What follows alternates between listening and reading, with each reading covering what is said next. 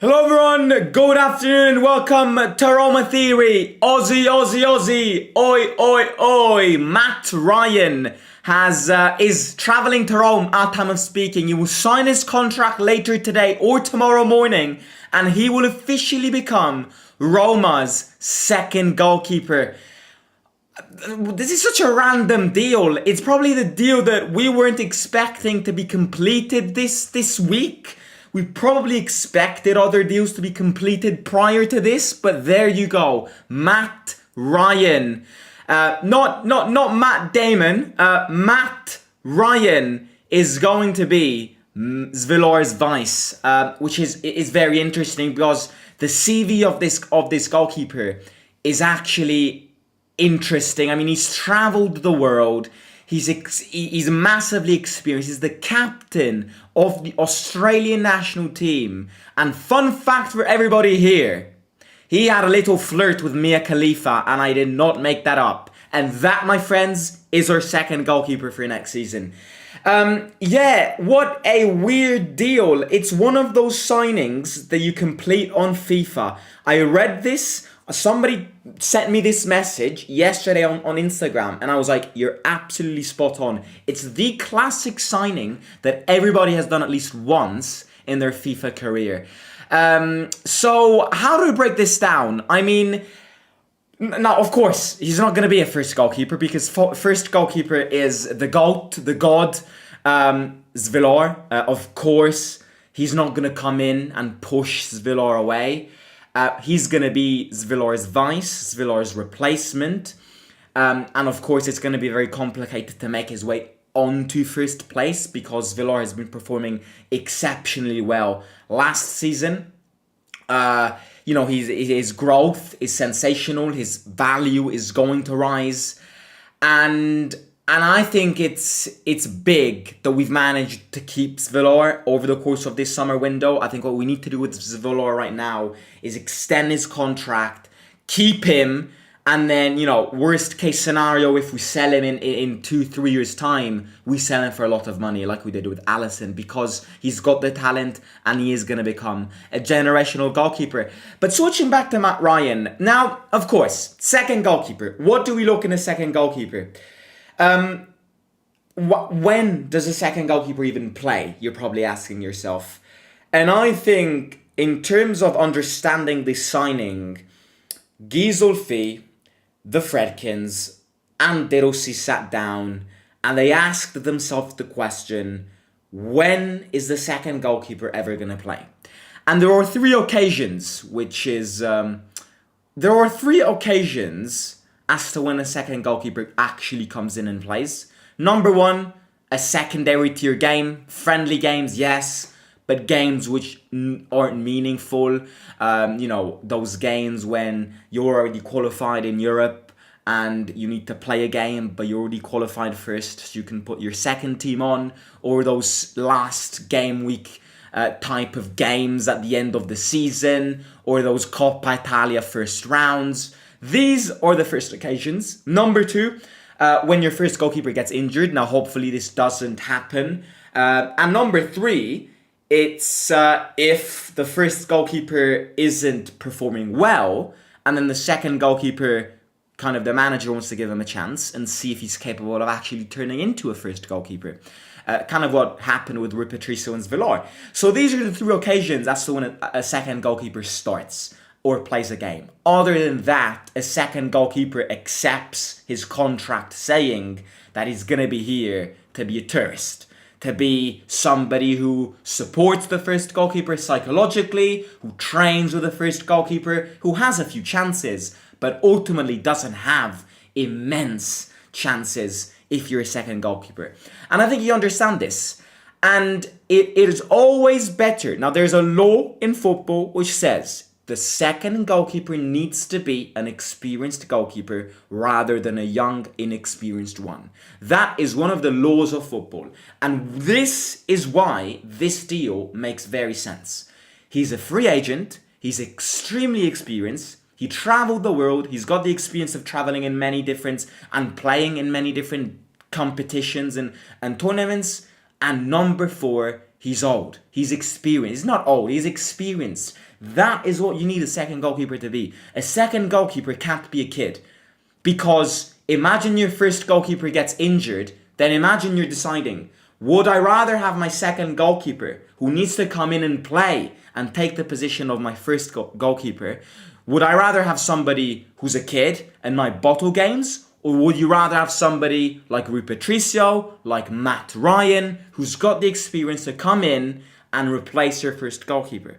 And option 2 is the case. Which is why I wouldn't have been too mad if Rui Patricio stayed as a second goalkeeper. But Rui Patricio's wages were very, very high. So that's why we sent Rui Patricio away. When I mean sent him away, we didn't extend his contract. Contract expired. Rui Patricio went away.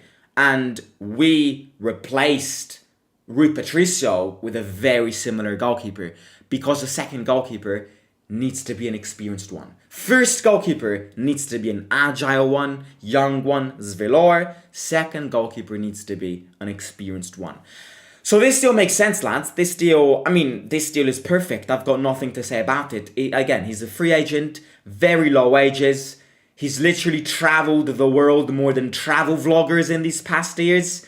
You know, he's traveled to more countries than Drubinski, this guy. I read an article which said that he started his career in Australia, and then he made his way to the Netherlands, and then he played and had an experience in Belgium with Genk, and then he went to England with Brighton and Arsenal, and then he went to Spain and had a 1-year experience with Real Sociedad, and also with Valencia, and then he went to the Netherlands, back to the Netherlands, and last year he had an experience with AZ Alkmaar, and he was the goalkeeper who threw Lazio out of the Conference League.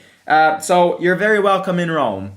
And obviously, adding on to this, as a secondary evidence, he's the captain and the starting goalkeeper of the Australian national team. Now, no disrespect to Australia, not that your national team is a massive national team, not that the Australian national team wins many games.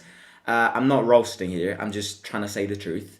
But, you know, he's still the captain of it. I remember watching that 2022 World Cup with Australia, who were kind of the dark horses of that Argentina group stage. Matt Ryan had some great performances. I have got nothing to say regarding this deal. This deal is perfect. This deal is cheap. This deal is experienced. Really, I mean, nothing to say. He's flying to Rome at time of speaking, so from Matt Ryan to Ryanair in a matter of seconds. But yeah, no.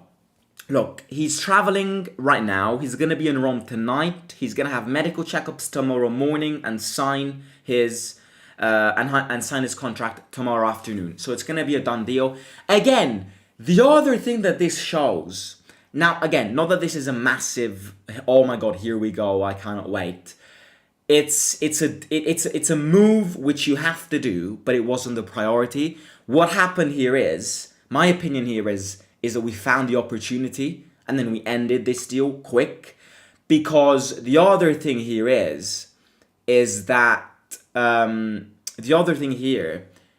just like with many other deals that happened over the past seasons, this just shows you how in a very little amount of time we can get deals done. Now again, this is cheap. It didn't even allow a lot of negotiations. His wages are very cheap and all of that.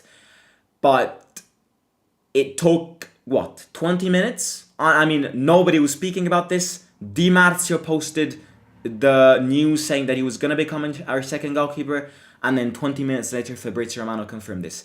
In 20 minutes, not knowing anything, Roma did it. Roma ended this deal and Roma fixed its goalkeeper section. Was this a priority? No, it's not. Was this something that we had to do? Yes, it was, because we had to cover Rui Patricio's departure. However, now we gotta speed things up, because I still think, and I'm still worried because we're delayed. And I'm expecting another signing this week. I'm expecting a big signing this week. I'm expecting a central signing this week.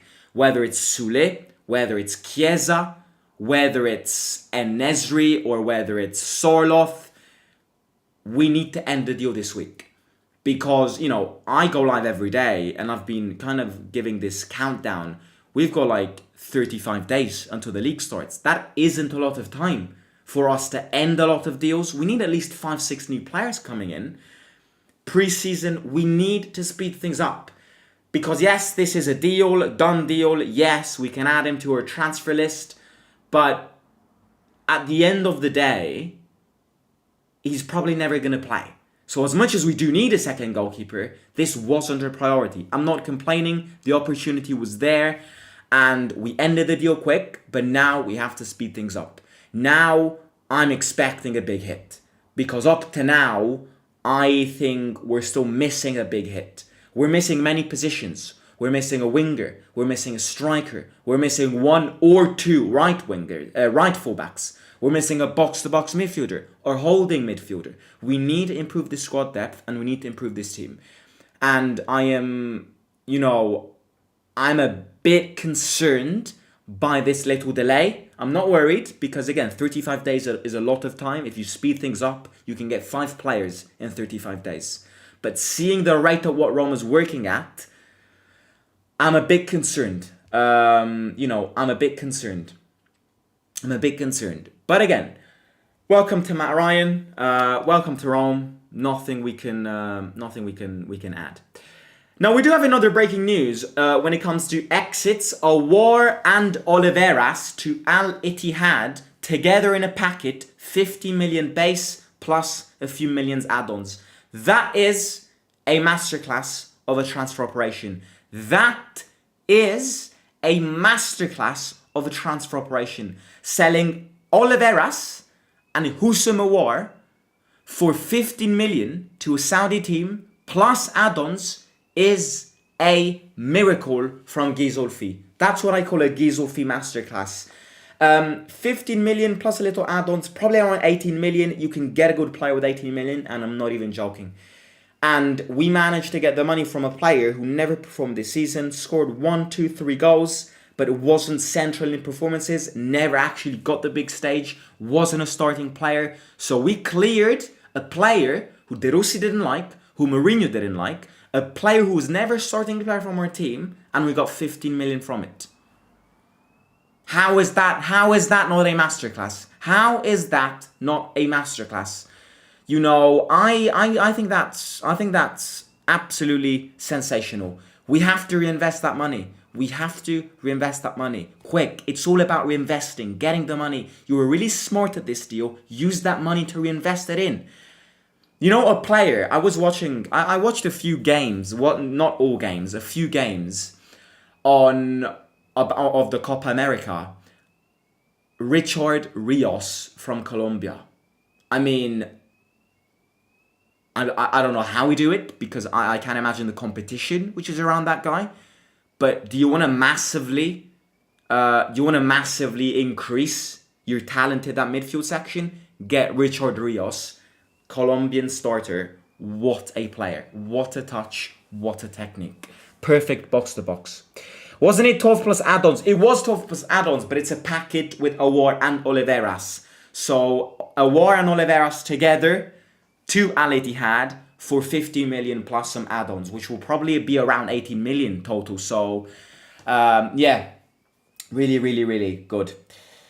Right, again, I'm going to catch you tonight with another transfer update. If anything does crack open in the transfer window, of course, we'll be there to announce it. Australia dominates in Asia. Yeah, no, they do actually. So they do. I apologize. I did underestimate Australia a bit, but yeah, they do. Aussie, Aussie, Aussie, oi, oi, oi. What up, Simo? What do you think of Spain winning Europe and Argentina winning Copa America? I didn't watch the final of the Copa America yesterday, but I did watch the Euro final, and I'm not gonna brag here, but you do not know what I did. I put $5 on Spain. What was it again? Spain, England 10-2-1 plus a Nico Williams goal. I'm gonna prove that to you. Give me 2 seconds, and I'm gonna prove that to you.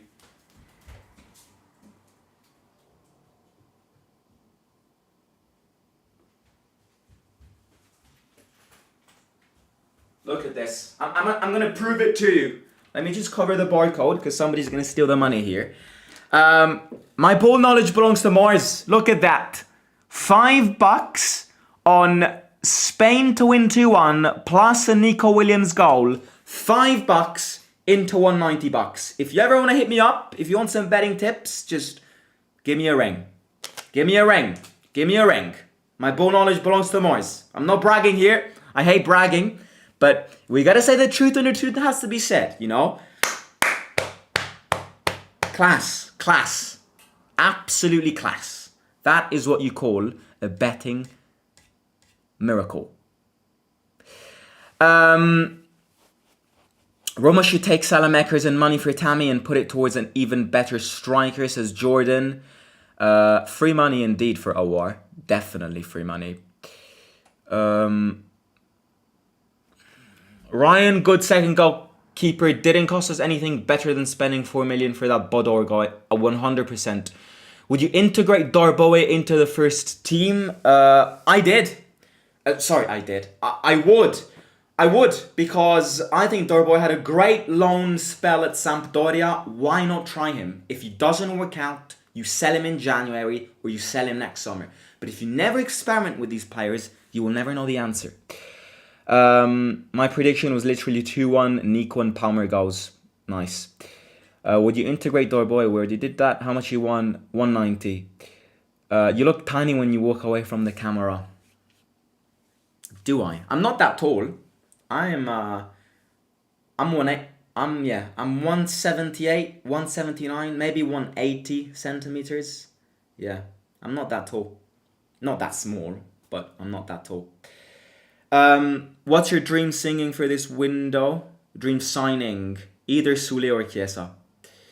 Right, I'm going to catch you tonight. Hit the like to welcome our Australian geezer in our team. Subscribe to the channel, hit the like, follow Roma Theory TV on Instagram. Follow Roma Theory TV on Instagram because later today we're going to announce a giveaway. So please do follow Roma Theory TV on Instagram, subscribe to the channel, smash the like button, and I will catch you tonight. We're going to speak about friendlies tonight. Talk to you soon. Simo out.